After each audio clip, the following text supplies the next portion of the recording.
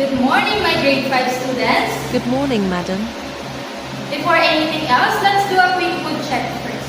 On a scale of 1 to 5, 1 being sleepy and 5 being super excited, you can use your fingers to show how you feel today.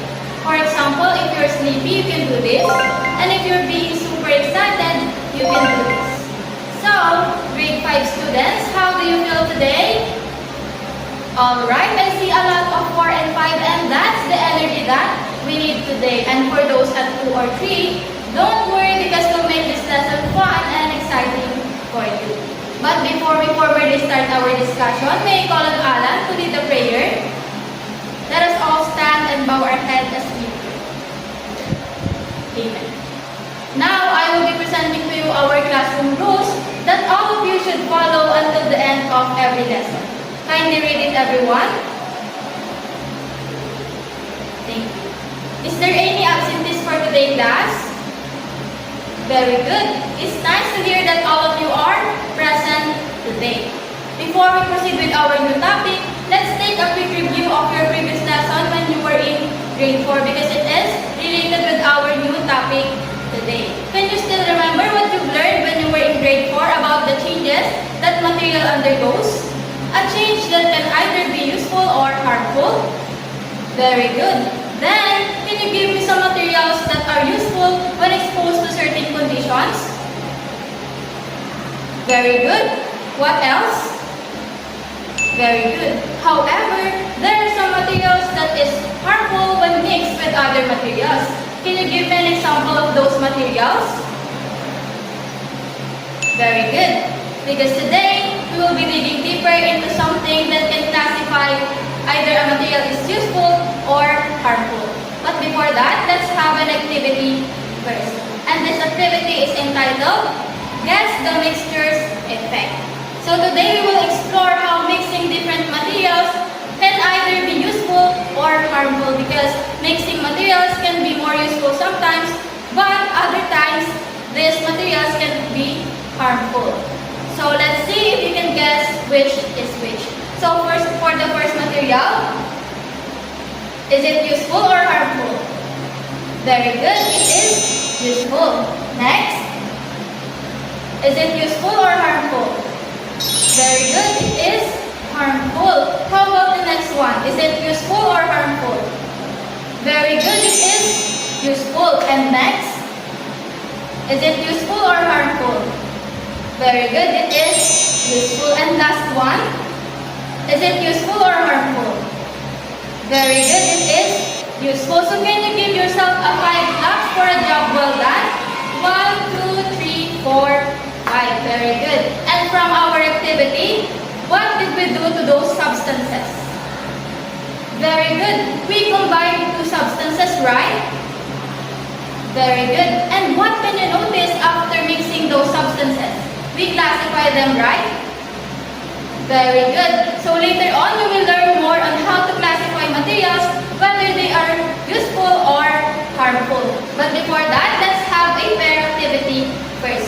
So for this, I will be dividing you into 8 pairs. So listen carefully for the instruction of this activity.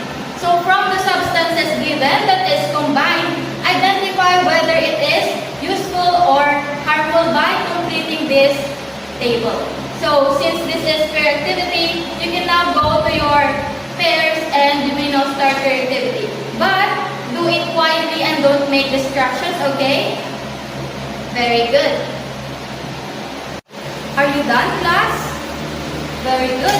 Kindly pass your activity on our group chat. Okay, I will wait for it. To start our discussion, here are our lesson objectives. Kindly repeat, class, for the first objective, next objective, and for the last objective. Okay, thank you. So, did you understand our objectives, class? I hope so. Now, in our previous activity, what is your basis in determining if those materials or if those mixtures are useful or harmful? Exactly. A material is useful if it serves a purpose. For example, plastic bottles are used as containers for liquids, and once it emptied, it can also be used as coin banks, decorations, and for other purposes. So this only shows that materials that can be reused and recycled will still remain to be useful. Now, can you give me examples, class, of materials that can be reused and recycled? Any other hand? Very good. So, these materials are examples of useful materials. However, not all materials can be reused and recycled. And when a material can no longer be used, it is called waste. Did you know where you should be disposed of waste? Very good, but there are specific sites where waste should be disposed of and covered with soil. And it is called landfills. Waste are collected and shown in landfills. Examples of those materials are scrap papers, food residues, and plant cuttings. Now, in your previous activity earlier, you also labeled some materials that are harmful. What is your basis on doing so? Very good. A material is harmful when it causes damage and danger to the health and even to the environment. Example of those materials are batteries, paint, rubber tires, and so on. Now, can you already distinguish, class, the difference of these two classifications of materials? To sum up our discussion, I will show you pictures of materials and I want you to identify if this material is useful or harmful. Is it clear, class? Okay, very good. Now, for the first picture. And for the next picture. For the third picture. For the fourth picture. And for the last picture. Very good, class. You can now already understood our lesson for today. Okay, very good. So I hope you are also ready with our next activity which will deepen your understanding and appreciation with your learnings. Because we will be having a group activity.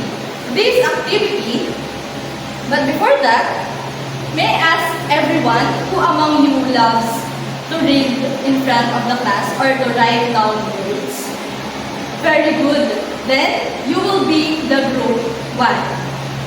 And who among you loves to spell out words or play word games? Okay, very good. So, you will be the group 2. Now, group 1, please listen to your activity or I will be explaining the directions and mechanics of your activity. So, please listen carefully. So all you need to do is to list the importance of recognizing useful and harmful materials in a clean sheet of paper. And for group 2,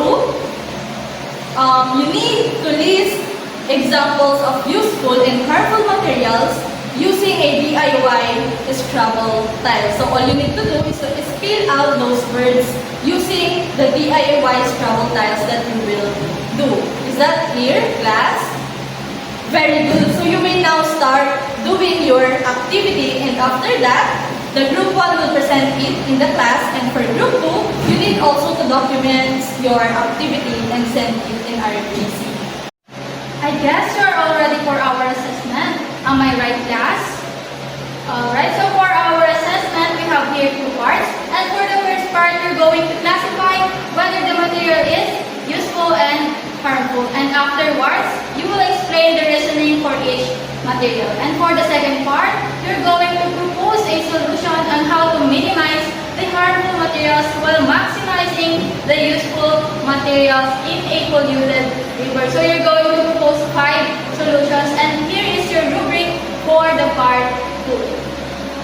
Okay, so you have 5 minutes to do your assessment and afterwards you will pass it on our group chat. Okay, you may now start answering your assessment. Are you done, class? For your take-home activity or assignment, you're going to list 5 useful materials and 3 harmful materials and explain why it is categorized as such. And your assignment will be passed on next Thursday. So that's it for today's discussion. I am Teacher Erica.